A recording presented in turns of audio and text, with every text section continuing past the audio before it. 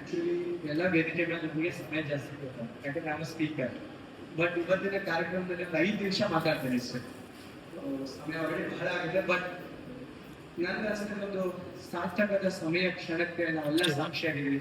ಬಹಳ ಜನ ಜೀವನದಲ್ಲಿ ಟೈಮ್ ಪಾಸ್ ಮಾಡ್ತಿರ್ತಾರೆ, ಬಟ್ ಒಂದು ಮಾತೇಶ್ವರವನ್ನು ಮಾಡಿದಂಥ ಟೈಮ್ ನಮಗೆ ಇನ್ವೆಸ್ಟ್ ಕೊಟ್ಟು ಗುರುತಿಸಿ ನಮ್ಮ 11 ಜನ ಸಾಧಕರಿಗೆ ತಾವು ಗುರುತಿಸಕ್ಕೆ ನಮ್ಗೆ ಮೊದಲನೇದಾಗಿ ಶರಣಮ್ಮ. ಈಗ ನಮ್ಗೆ ಗೊತ್ತಿದೆ ಸಾಧಕರ ಜೀವನ ಹೇಗಂದ್ರೆ ತುಂಬಾ ಇಳಿದು ಬೆಳೆದಿರ್ತಾರೆ. ಮೇಡಮ್ ಹೇಳ್ತಾರೆ ಬೆಂಗಳೂರು ಅಂತೇಳಿ. ಮೋಸ್ಟ್ಲಿ ಎಷ್ಟು ಸರಿ ಬೆಂಗಳೂರು ಹೋಗಿ ನನ್ಗೆ ಗೊತ್ತಿಲ್ಲ ಗೋಕಾಕಿಂದ. ಬಟ್ ನಿಜವಾಗಿ ಇವತ್ತು ಗೋಕಾಕ್ ನೆಲದಲ್ಲಿ ಅಥವಾ ಗೋಕಾಕ್ ಜನರ ಮುಂದೆ ಈ ಅವಾರ್ಡ್ ತಗೋದ್ರೆ ವಿಶ್ವವಿದ್ಯಾಲಯ ತಗೊಂಡಿದ್ವಿ ಅಥವಾ ದೊಡ್ಡ ದೊಡ್ಡ ಕಾರ್ಪೊರೇಟ್ ತಗೊಂಡಿದ್ವಿ. ಬಟ್ ಗೋಕಾಕ್ ಜನತೆ ಮುಂದೆ ತಗೋದು ಮತ್ತೊಂದು ಅದನ್ನು ಸುದೈವ ಇವತ್ತು.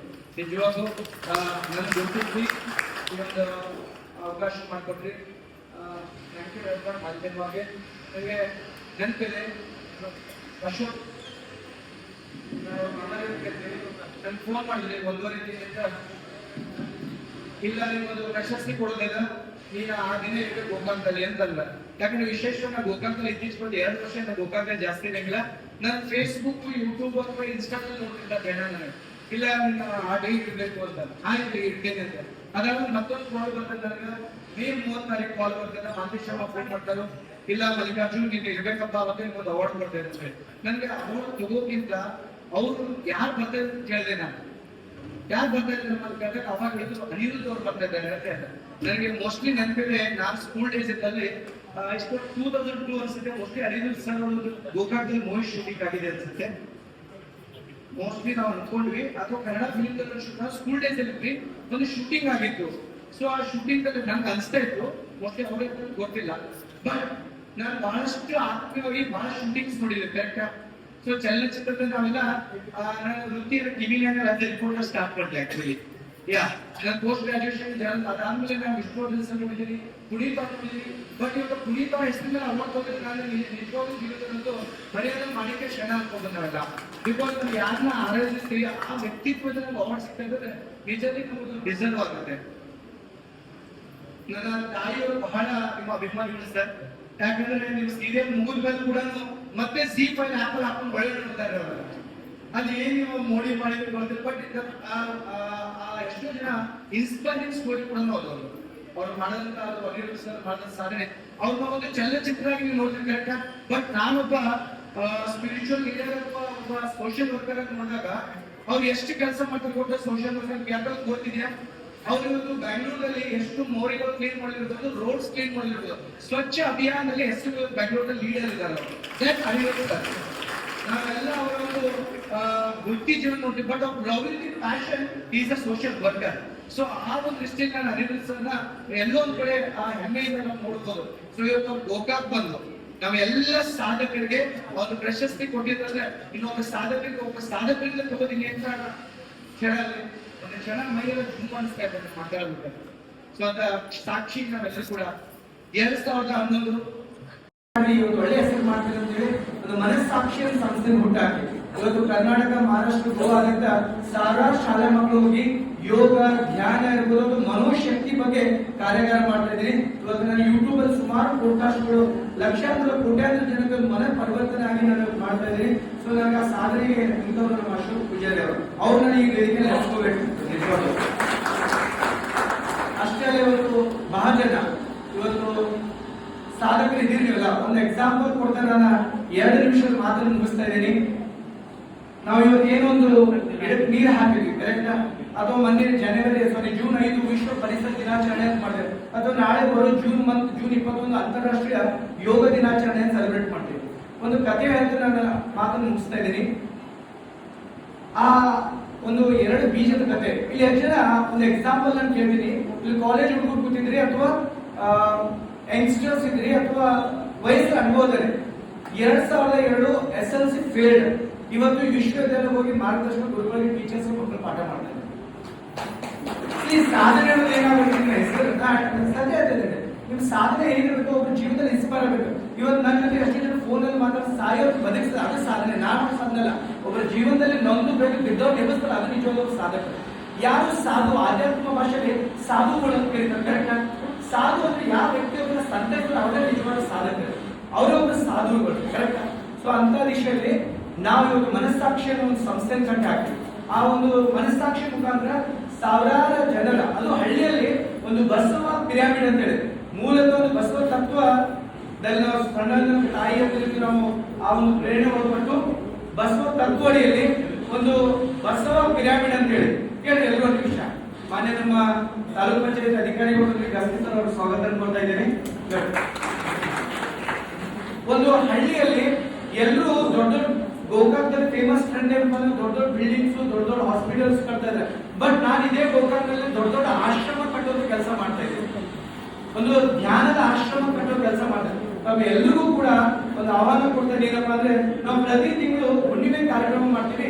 ಗೋಕಾಕ್ನಿಂದ ಒಂದು 25 ಕಿಲೋಮೀಟರ್ ಒಂದು ಬಸವ ಪಿರಾಮಿಡ್ ಅಂತ ಹೇಳಿ ಒಂದು 3 ಎಕರೆ ಜಾಗದಲ್ಲಿ ವಿಶೇಷವಾಗಿ ಒಂದು ಸುಂದರ ಒಂದು ಪಿರಾಮಿಡ್ ಅನ್ನು ಕಟ್ಟಿದ್ದೀವಿ. ಅಲ್ಲಿ ಈ ಧ್ಯಾನ, ಇವತ್ತು ನಂಗೆ ಸಮಯ ಇಲ್ಲ ನಿಮಗೆಲ್ಲ ಧ್ಯಾನ ಹೇಳ್ಕೊಡಕ್ಕೆ, ಬಟ್ ಸಮಯ ಮಾಡ್ಕೊಂಡು ನೀವೆಲ್ಲರೂ ಬರ್ಬೇಕ್ರಿ, ಕರೆಕ್ಟ್. ಯಾಕಂದ್ರೆ ನಾನು ಇಲ್ಲಿಂದ ಬೆಂಗಳೂರಿಗೆ ಆಧ್ಯಾತ್ಮಿಕ ಗುರುಗಳು ಹುಡ್ಕೊಂಡು ಹೋಗ್ತಿದ್ವಿ, ಸ್ಪಿರಿಚುವಲ್ ಗುರುಗಳು ಹುಡ್ಕೊಂಡು ಹೋಗ್ತಿದ್ವಿ. ಇವತ್ತು ಎಲ್ಲೂ ಹುಡುಕುವ ಅವಶ್ಯಕತೆ ಇಲ್ಲ. ಗೋಕಾಕ್ದಲ್ಲಿ ಒಂದು ಅದ್ಭುತವಾದಂತ ಒಂದು ಧ್ಯಾನ ಆಶ್ರಮವನ್ನ ನಿರ್ಮಾಣ ಮಾಡಿ ಬೆಂಗಳೂರಿಂದ ಜನ ನಮ್ಮ ಹುಡ್ಕೊಂಡು ಬರ್ತಾ ಇದ್ದಾರೆ. ಇವತ್ತು ಧ್ಯಾನ ಕಲಿಬೇಕು, ಯೋಗ ಕಲಿಬೇಕು, ಸಂತೋಷ ಜೀವನ ಇರಬೇಕಂತ ಹೇಳಿ, ಕರೆಕ್ಟ್. ಆ ದಿಶೆಯಲ್ಲಿ ತಾವೆಲ್ಲರೂ ಕೂಡ ಬಂದವರು ಗೋಕಾಕಿನ ಒಂದು 25 ಕಿಲೋಮೀಟರ್ ಬೆಟ್ಟೇರಿ, ಮಮದಾಪುರ, ಬಗರ್ನಾಳ ಅಲ್ಲಿ ಒಂದು ವ್ಯವಸ್ಥೆ ಮಾಡಿದೀವಿ. ತಾವೆಲ್ಲರೂ ಬರ್ರಿ ಅಂತ ಹೇಳ್ತಾ, ಕೊನೆಯದಾಗಿ ಇದು ನನ್ನ ಮೋಟಿವೇಶನ್ ಪ್ರೋಗ್ರಾಮ್ ಅಲ್ಲ, ಕರೆಕ್ಟ್. ಇದು ಎಲ್ಲ ಸಾಧಕರಿಗೆ ನನ್ನ ಅಮ್ಮ ಹೇಳಿದ್ರು, ಎಲ್ಲ ಸಾಧಕರ ಪರವಾಗಿ ಮಾತಾಡಿದ್ರು. ಸೊ ಸಾಧನೆ ಹೇಗಿರ್ತದೆ ಅಂತಂದ್ರೆ, ಯಾವಾಗ ನಿಮ್ಮ ಸಿಗ್ನೇಚರ್ ಹೋಗಿ ನಿಮ್ಮ ಆಟೋಗ್ರಾಫ್ ಆಗುತ್ತೆ ಅವಾಗ ನಿಜವಾದ ಸಾಧನೆ ಆಗ್ತದೆ. ಅರ್ಥ ಆಗ್ತದೆ? ಯಾವಾಗ ಸಿಗ್ನೇಚರ್ ಹೋಗಿ ಜನ ಹೇಳ್ತಾರಲ್ಲ, ಈಗ ಸರ್ ಜೊತೆ ಸೆಲ್ಫಿ ತಗೊಂಡಿರ್ತೀವಿ ಈಗೆಲ್ಲ, ಅದು ನಿಜವಾದ ಸಾಧನೆ, ರೈಟ್. ಆ ಒಂದು ಸಾಧನೆಯನ್ನು ಮಾಡಿದ್ರೆ ನಾವೆಲ್ಲರೂ ಕೂಡ, ಪ್ರತಿಯೊಬ್ಬರು ಕೂಡ ಏನು ಯೂತ್ಸ್ ಬಂದಿದ್ದೀರಿ, ನಾನು ಯಾಕಂದ್ರೆ ಯೂತ್ಸ್ ತುಂಬಾ ಮಾತಾಡ್ತೀನಿ, ಅಡ್ರೆಸ್ ಮಾಡ್ತೀನಿ ಕಾಲೇಜಸ್ ಅಲ್ಲಿ, ಅವ್ರಿಗೋಸ್ಕರ ಈ ಮಾತನ್ನ ಹೇಳ್ತಾ ಇದ್ದೀನಿ. 2 ಬೀಜ ಕತೆ ಕೇಳಿ, ಕತೆ ಹೇಳಿ ಮುಗಿಸ್ತೀನಿ. ಎಷ್ಟರಲ್ಲಿ ಕುಂತವರು ಒಂದು ಆಪಲ್ ದಲ್ಲಿ ಎಷ್ಟು ಬೀಜ ಇದೆ ಅಂತ ಹೇಳ್ಬೋದು ಸರ್? ಒಂದು ಆಪಲ್ ದಲ್ಲಿ ಎಷ್ಟು ಬೀಜ ಇದೆ ತಂಗಿ ಹೇಳ್ತಿಲ್ಲ, ಆಪಲ್ ದಲ್ಲಿ ಎಷ್ಟು ಬೀಜ ಇದೆ ಅಂತ ಹೇಳ್ತೀರಿ? 4 ಇರುತ್ತಾ? 5 ಇರುತ್ತಾ? 6. ಕರೆಕ್ಟ್. ನೀವು ಕಟ್ ಮಾಡಿ ಹೇಳ್ಬೋದು, ಕರೆಕ್ಟ್. ಎಷ್ಟು ಇರೋದು? 4, 5 ಬೀಜ ಸೀಡ್ಸ್ ಇದೆ ಅಂತ. ಬಟ್ ಅದೇ ಬೀಜ ನಾವು ತಗೊಂಡು ಭೂಮಿಯಲ್ಲಿ ಬಿತ್ತಿದ್ರೆ ಎಷ್ಟು ಆಪಲ್ ಕೊಡುತ್ತೆ ಯಾವ್ಯಾವ ಹೇಳಕ್ಕಾಗತ್ತಾ? ಹಲೋ, ಅದೇ ಬೀಜ ತಗೊಂಡು ನಾವು ವೃಕ್ಷ ತಗೊಂಡು ಅದನ್ನ ಏನಾದ್ರು ಬಿತ್ತಿದ್ರೆ ಎಷ್ಟು ಆಪಲ್ಸ್ ಆಗುತ್ತೆ ಕೌಂಟ್ ಮಾಡಕ್ಕಾಗತ್ತಾ? ಯಾಕಾಗಲ್ಲ? We don't know the power of the seed, right. ಅದೇ ರೀತಿ ಏನ್ 11 ಜನ ಸಾಧಕರು ಕೂತಿದ್ರು, ನಿಮ್ಗೆ ಯಾರಿಗೂ ಗೊತ್ತಿಲ್ಲ ಅವ್ರು ಏನ್ ಸಾಧನೆ ಮಾಡಿದ್ರು ಅಂದ್ರೆ, ಅವತ್ತು ಅವ್ರ ತಂದೆ ತಾಯಿ ಅನ್ಕೊಂಡ್ರು ಇವರು ಸಾಧನೆ ಮಾಡ್ತಾರ ಅಂತೇಳಿ ಬಿತ್ತದ ಬೀಜ ಇವತ್ತು ನಮ್ ತರ ನಿಮ್ ತರ ಲಕ್ಷಾಂತರ ಜನಕ್ಕೆ ನಾವು ಏನ್ ಸಾಧನೆ ಕೂತಿದೀವಿ, ಮಾರ್ಗದರ್ಶನ ಮಾಡ್ತಾ ಇದೀವಿ. ಅದ ಪವರ್ ಆಫ್ ಒಂದು ಬೀಜ, ಕರೆಕ್ಟ್. ಸೊ ಹಾಗೆ ಎಷ್ಟು ಜನ ಸಾಧಕರ ಜೀವನದಲ್ಲಿ ಏನಾಗುತ್ತೆ ಅಂದ್ರೆ, 2 ಬೀಜಗಳ ಕಥೆಯನ್ನು ಮುಗಿಸ್ಬಿಡ್ತೀನಿ. 2 ನಿಮಿಷ 2 ಬೀಜಗಳ ಕತೆ. ಒಂದು ಬೀಜ ಹೇಳುತ್ತೆ, ಇಲ್ಲ ನಾನು ಹೊರಗಡೆ ಬರಲ್ಲ, ನನಗೆ ಜನ ತುಳಿದು ಬಿಡ್ತಾರೆ, ಅಥವಾ ನನಗೆ ಯಾವ್ದೋ ಪ್ರಾಣಿ ಪಕ್ಷಿಗಳು ಬಂದು ತಿಂದು ಬಿಡುತ್ತೆ ಅಂತ ಹೇಳಿ ಒಂದು ಬೀಜ ಏನಾಗುತ್ತೆ, ಭೂಮಿ ಬಿಟ್ಟು ಮೇಲೆ ಬರಲೇ ಇಲ್ಲ. ಇನ್ನೊಂದು ಬೀಜ ಹೇಳುತ್ತೆ, ನಮ್ಗೆ ಇರೋದೇ ಕಷ್ಟ ಮಾಡಿದ್ರೆ ಮಾತ್ರ ನಾವು ಯಾವ್ದಾದ್ರು ನಾಳೆ ಒಂದು ನೆರಳು ಕೊಡ್ಬೋದು, ಅಥವಾ ನಮ್ಗೆ ಏನಾಗ್ಬೋದು, ಆಶ್ರಯ ಆಗ್ಬೋದು ಅಂತೇಳಿ 2ನೇ ಬೀಜ ಏನ್ ಮಾಡುತ್ತೆ, ಏನ್ ಬೇಕಾದ್ರೆ ನಾನು ಬೆಳಿಬೇಕು ಅಂತ ಹೇಳಿ ಎದ್ದು ನಿಲ್ಲುತ್ತೆ, ಬೆಳೆಯುತ್ತೆ, 100 ಜನಕ್ಕೆ ಆಶ್ರಯ ಕೊಡುತ್ತೆ. 1ನೇ ಬೀಜ ಏನಾಗುತ್ತೆ ಅಂದ್ರೆ, ಅದು ಅನ್ಕೊಂಡಾಗ, ಮನಸ್ಥಿತಿ ಅನ್ಕೊಂಡಾಗ ಒಂದು ಪಕ್ಷಿ ಬಂದು ಹಾಕಿದ ಬೀಜನ ತಿಂದು ಅಲ್ಲೇ ಅದ್ರ ಜೀವನ ಮುಗಿತು. 2ನೇ ಬೀಜ ಏನಾಯ್ತು, ಏನ್ ಬೇಕಾದ್ರೆ ತ್ರಾಸ ಆಗಲಿ, ಏನ್ ಬೇಕಾದ್ರೆ ಆಗುತ್ತೆ ಬೆಳೆದಿತ್ತು, 100 ಜನಕ್ಕೆ ಏನಾಗಿರುತ್ತದು, ಕರೆಕ್ಟ್. ಸೊ ಆ ರೀತಿ ಸಾಧಕರ ಜೀವನ ಹಂಗೆ ಇರುತ್ತೆ. ಎಷ್ಟೋ ಜನ ಸಾಧನೆ ಮಾಡ್ಬೇಕಂತ ಲೈನ್ ಬರ್ತಾರೆ, ಹೆದಿರಿ ಅಲ್ಲೇ ಅವ್ರ ಊರಲ್ಲಿ ಅವ್ರ ಮನೆಯಲ್ಲಿ ಕೂತ್ಕೊಂಡ್ಬಿಡ್ತಾರೆ. ಎಷ್ಟೋ ಜನ ನಮ್ ತರ ಸಾಧಕರು ಅನ್ಕೋತಾರೆ, ಏನೇ ಬರ್ಲಿ ಜಿಎಗೆ ಮನೆಗೆ ಲೈಫ್ ಅಲ್ಲಿ ಬಂದಿದೀವಿ, ಒಂದೇ ಒಂದು ಲೈಫ್ ನಮ್ಗೆ ಜೀವನದಲ್ಲಿ ಒಂದೇ ಒಂದ್ಸರಿ ಸಿಕ್ಕಿದೆ ಅವಕಾಶ, ದೇವರು ಕೊಟ್ಟಿದ್ದಾನೆ ಅಂತ ಹೇಳಿ ಆ ಸಾಧನೆ ಮೆಟ್ಲು ಏರಿ ನಾವು ಇವತ್ತಿಗೆ ಬಂದು ನಿಂತಿದ್ದೀವಿ ಸರ್, ರೈಟ್. ಸೊ ಆ ಸಾಧನೆಗೆ ಇವತ್ತು ಒಂದು ಅದ್ಭುತವಾದ ಸಾಕ್ಷಿ ಈ ಜೂನ್ 18 ತಾರೀಕು ವೇದಿಕೆ ನಮ್ಗೆ ಸಿಕ್ಕಿದೆ ಅಂತ ಹೇಳ್ತಾ, ನಾವೆಲ್ಲರೂ ಕೂಡ ಈ IPL ಮ್ಯಾಚ್ ನೋಡಿದ್ವಿ, ಕರೆಕ್ಟಾ? ನಾವೆಲ್ಲರೂ IPL ನೋಡ್ತೀವಿ, 2 ತಿಂಗಳು ನೋಡ್ತೀವಿ, ಕರೆಕ್ಟಾ? ಬಹಳ ಜನ. ಬಟ್ IPL ಅಂದ್ರೆ ಇಂಡಿಯನ್ ಪ್ರೀಮಿಯರ್ ಲೀಗ್ ಅಂತ ನೋಡ್ತೀವಿ, ಕರೆಕ್ಟ್, ಕ್ರಿಕೆಟ್ ಆಡ್ತಾರೆ. ಬಟ್ ನಾವೆಲ್ಲ ಏನ್ IPL ಆಡ್ಬೇಕಂದ್ರೆ ಇನ್ನರ್ ಪೀಸ್ ಲೀಗ್ ನೋಡ್ಕೋಬೇಕು ನಾವೆಲ್ಲರೂ.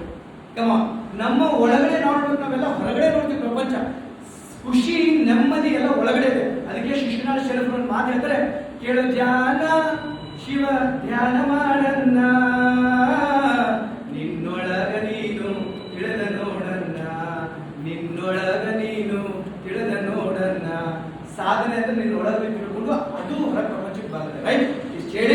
ಅವಕಾಶ ಮಾಡಿಕೊಡ್ತಾರೆ ಎಲ್ಲ ವೇದಿಕೆ ಜನರಿಗೆ ಪೂಜ್ಯ ಸ್ವಾಮೀಜಿಯವರಿಗೆ ಬಂದಂತೆ ಎಲ್ಲ ಗೋಕಾಕ್ ಸುತ್ತಮುತ್ತ ಹಳ್ಳಿ ಜನಕ್ಕೆ ಮತ್ತೊಂದ್ಸರಿ ಡಾಕ್ಟರ್ ಮಲ್ಲಿಕಾರ್ಜುನ ಕರಜ್ಮಠ್ ಮಾಡುವ ಮನಸ್ಸಾಕ್ಷಿ ವತಿಯಿಂದ ತಮಗೆ ಭಕ್ತಿಯ ಶರಣು ಶರಣ. Thank you Shailamma. ಸಾಧನೆ ಸಾಧಕರ ಸೊತ್ತು ಸೋಮಾರಿರಲ್ಲ. ಅದಕ್ಕೆ ಸಾಧನೆಗೆ ಅನೇಕ ಅಡೆತಡೆಗಳು ಬಂದರೂ ಕೂಡ ಒಬ್ಬ ಸಾಧಕನಾಗಿ ಸಾಧಕರ ಬದುಕಿನ ಸಾಗಿಸ್ತಾ ಇರುವಂತ ಬಸವ ಪಿರಾಮಿಡ್ ಸಂಸ್ಥಾಪಕರು, ಮನಸ್ಸಾಕ್ಷಿ ಫೌಂಡೇಶನ್ ಅಧ್ಯಕ್ಷರಾಗಿರುವಂತ ಬಹಳ ಸುಂದರವಾಗಿ ಮಾತನಾಡುವಂತ ನಮ್ಮ ಡಾಕ್ಟರ್ ಮಲ್ಲಿಕಾರ್ಜುನ ಕರಜ್ಮಠ್ ಅವರಿಗೆ ತುಂಬ ಧನ್ಯವಾದಗಳನ್ನ ತಿಳಿಸ್ತಾರೆ.